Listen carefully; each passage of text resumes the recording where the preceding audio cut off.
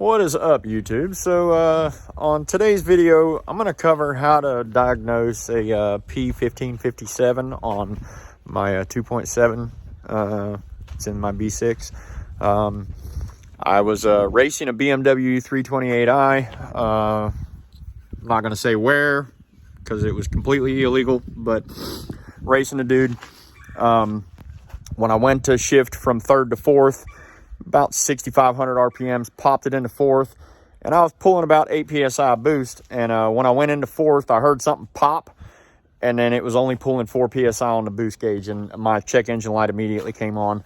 And check engine light's been on ever since, and it will not build above 4 PSI. Even when I brought it home, cleared the code, and tried to run it again, and it's still throwing the p1557 as soon as I freaking start trying to build any boost. So I'm going to show you how I diagnose these problems. I made a homemade smoke machine. I'm going to discuss how I did it. Now, there's 100 videos on freaking YouTube that show how to make this thing, so I'm not going to cover how to make it. I'm just going to tell you the materials that I use to make it, and then show you how I hook it up to the car, and how I diagnose where the leak is coming from. So hopefully this will help out some other people that are trying to find a boost leak on 2.7. It'll still work on a 1.8. You just have to hook it up in a different spot, but it's the same basic principle for doing a 1.8 or a 2.7, or any car that has a boost leak for that matter. So hope y'all enjoy. All right, guys, so this is the little smoke machine that I made. There's tons of videos on YouTube on how to make this thing. I made this one. I think it cost me like 30 bucks in materials. I bought a little bit different materials than some of the videos that I watched to make it a little bit more robust, but well worth it. I'm gonna take the lid off of this thing and show you how everything is in here. That way you can just research it. I'm not gonna put any links for any videos because I watched like 6 different videos, so I don't want to give credit to just one person. All right, so as you can see, it's just got baby oil down on the bottom of it. I've got some 30 thousandths stainless steel welding wire that I've got wrapped around a tiki torch wick. And then I've got a 1/4-20 bolt right there with the welding wire wrapped around it, and then another 1/4-20 bolt with the welding wire wrapped around it. Then I've got I bought a battery hookup for a cigarette lighter. So it had a cigarette lighter on the end of these wires. I just cut that end off, stripped the wires back, and I got the negative running to one side, positive running to the other. Hook this up to the battery when you put the lid on. So this is just a 4-inch toilet flange with a solid bottom. It's a knockout, so the bottom has not been knocked out. And then it's a 4-inch cap put on top of it, and then a plug. You just screw the sucker in there, and then I've got 2 1/4-inch air fittings, or hose barbs, one on each side, and just some nylon tubing. And then after it heats up, you'll get some smoke coming out of there. And I use this little handheld air pump to pump it through. So I'll show you all how I'm doing it. And what I'm going to do is I'm going to hook up directly here into the throttle body boot, and I'll be able to put smoke through the whole system. I could hook up back here and run it through the intake, but I'm going to do it from up here on the pressure side, because I'm not really worried about the intake side. I believe it's on the pressure side that I've got a problem with the code being a 1557. It's a boost issue, so I'm not really worried about the suction side. I'm more worried about the boost side. All right, guys, so what I'm going to do, I'm going to remove the map sensor, and I'm going to put my hose in where the map sensor goes, and I'm going to turn the system on, and I'm going to pump some smoke through the system. All right, guys, got my system set up. So I've got one tube running into the top of the throttle body boot. The other hose is hooked up to my little air pump, and I've got both my wires run up to the battery. I just don't have the ground hooked up yet. So now I'm gonna go ahead and perform the smoke test.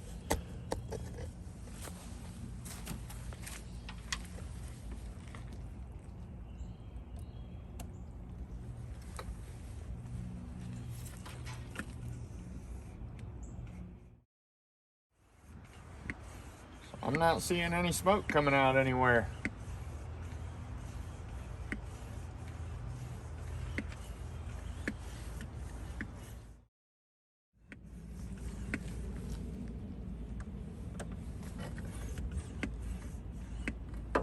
Now you can see the smoke coming back out of that hole.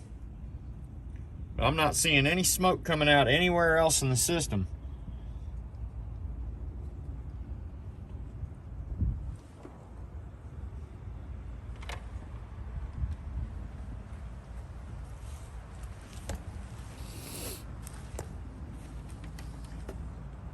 I mean, I'm not seeing any smoke anywhere. And it's bellowing back out of here. So I must have either a bad diverter valve or something along those lines, because this is pretty goofy. I mean, I guess I could have a bad pancake valve, but I don't know. Shit. All right, guys, so the smoke test yielded no results as far as leaks go. So what I did was I have a second N75 valve and a spare set of diverter valves. So I went ahead and replaced both of my diverter valves, getting ready to replace the N75 valve, or the boost control valve, whatever you want to call it. Audi's name is N75. And it's located right here on top of the intake, directly behind the Y pipe. Pretty easy to get to, but you've got these long hoses that you got to get down in there to disconnect. Now, I modified how it hooks up on my intake, because this is off of a B5S4, and the motor that's in there, well, the motor that's in here is out of a B5S4, but all the intake and all the wiring and everything is out of a C5A6. So even though I'm running a B5S4 tune and computer and all that, all the electronics are C5A6. So the piping of the vacuum lines and pressure charge lines and stuff are a little bit different, but the valve is exactly the same. So I'm going to switch the valve. I've already switched the diverter valves. Put it in there, clear the codes, take it out for a drive, and see what happens. All right, everybody. New N75 valve is in. New diverter valves are in. Well, not new, but other ones that I had. So replace the N75 valve, replace both diverter valves. I'm going to go inside, clear the codes, take it out for a drive, and see how it does. All right, guys. So I ran the codes on the car after I did the smoke test and replaced the N75 and the diverter valves. And now I'm getting an oxygen sensor internal resistance too high. So ran down here to my local AutoZone, or Advanced Auto Parts, and picked up a new OEM oxygen sensor, Bosch.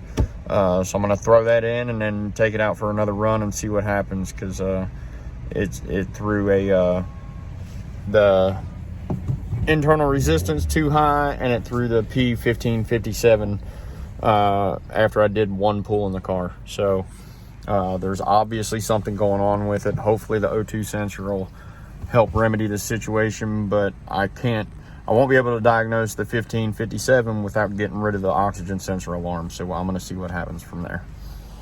All right, guys, so I haven't been able to find the leak in my boost system with the smoke tester that I used. So what I did was I went ahead and came up here to my brother-in-law's shop, give him a shout out. This is Atlanta Auto Restoration, one of the best restoration shops in the Atlanta area. But came up here to use some air from him because my compressor is in the storage unit. Didn't feel like digging it out. So I'm going to flip this around, show you how I'm doing a boost leak test, and I'm going to show you what I found. So as you can see, all I did was I bought a 3-inch PVC cap for plumbing, drilled a hole for a 1/4-inch air line fitting, and then did a cheap regulator from Home Depot. This was 18 bucks, and that was the most expensive part. And I needed a new regulator for my air compressor, so I really didn't feel like I wasted my money, because I'm going to use this on my air compressor when I get it out of storage.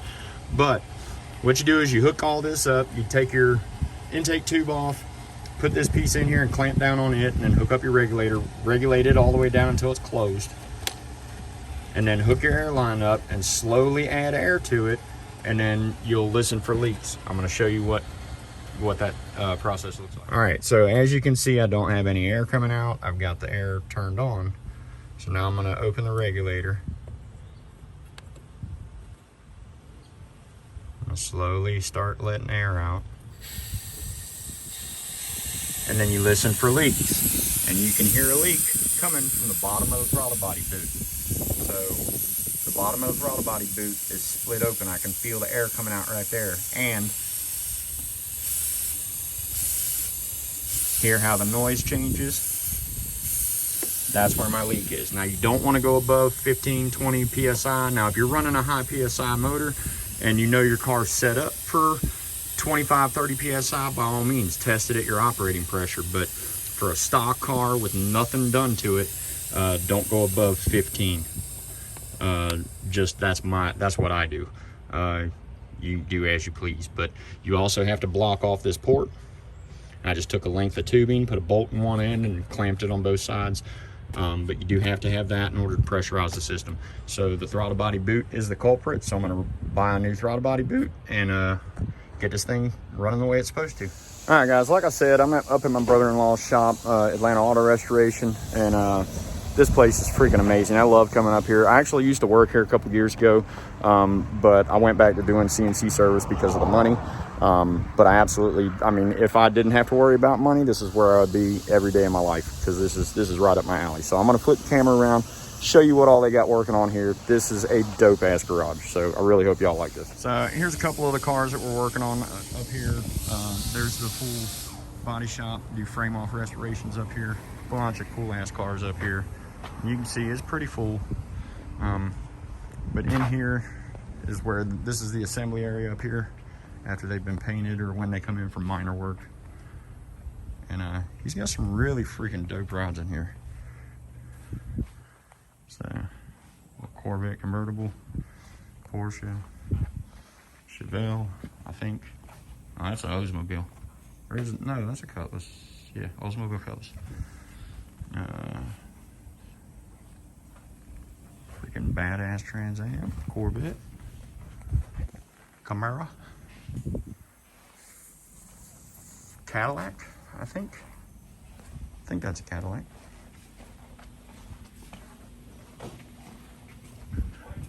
Old four-door Bel Air, Firebird. Yeah, this thing's dope. This thing's on air ride. Let me back up so you can see this thing. That is a dope ass ride. I think this is the one on air ride. I can't remember. I can't remember, but he had one in here that was on air ride. I think that's it. But then here's where they do paint and body back here. So, a bunch more cool cars back here. Camaro. Is this a Pinto? Yeah, I think that's a Pinto. Old pickup trucks. And some boys goofed around. So, yeah, this is a pretty cool shop. Love coming up here. Wish I could have stayed here and continued doing this, but you got a family to support and you need more money, you got to do what you got to do. So maybe one day when I retire, I can come back up here and work again, because this is what I love. But anyway, figured y'all might like that. So we'll pick up after I get out of here. All right, everybody. So hopefully that helps you guys if you run into a situation where you're running a p1557 alarm on an Audi.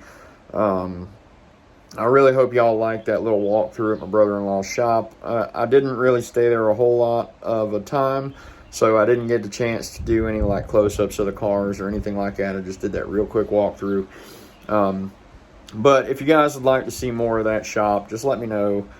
Like I say, it's my brother-in-law's shop. As long as his customers are cool with me videotaping their cars, then I'll go up there and freaking shoot some shots of them so you can see what the hell's going on. But it's a really cool shop. I love going up there. He's always got some cool shit going on, so figured I'd share that guy with y'all. But as far as the 1557 goes,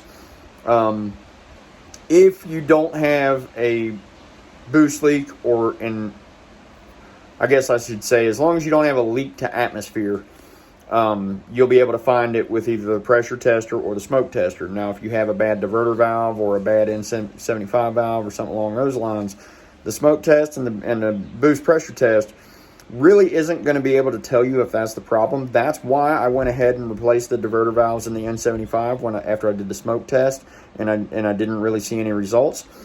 And after further inspection of the throttle body boot, the reason why the smoke test didn't show anything is because it's actually a crack in the throttle body boot. It is not an actual hole. So I guess it's from where the throttle body boot has dry rotted. So it only swells up under pressure. And when I was doing a smoke test, when you're doing a smoke test, you usually do it 1 to 2 psi. When I was doing the pressure test, I know it didn't look like I was doing that much pressure, but that gauge doesn't even register until 10 psi. So I was running probably about 5 psi when you could hear that leak. So plus I was doing it with a steady stream of air instead of me doing it with that manual pump. That does make a difference. And had I had my air compressor at the house, I would have run the smoke machine with my air compressor with the regulator turned all the way down and done it the way that I did the boost test. But I was trying to do it a different way because, like I said, my compressor's in the storage unit because I'm trying to get the house on the market, which fortunately the house is being listed tomorrow. So probably by the time you guys see this video, the house will be on the market already. But hoping it sells pretty quick. It's a pretty nice house. And then once I get into my new property, I will hopefully be able to start rocking and rolling on some serious projects like the Lexus and the Hyundai, and looking at doing some other stuff once I get into a new house. So hope this helped you guys. If it did, like always, please like, comment, share, subscribe. Let your friends see what I'm doing, and we'll see you in the next video. Thanks for watching. Have a great day.